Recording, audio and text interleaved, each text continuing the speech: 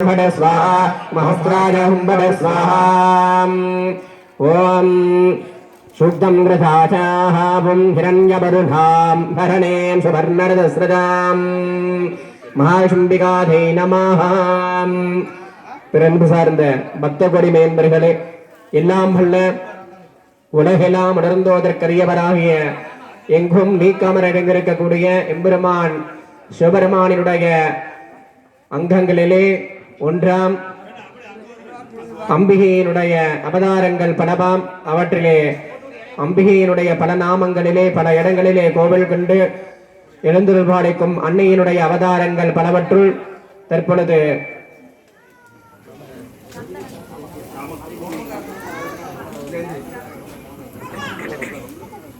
நாமக்கல் மாவட்டம் ஆலம்பாடி கிராமம் சேடப்பட்டி புதூர் எழுந்துள்ள அருள்மிகு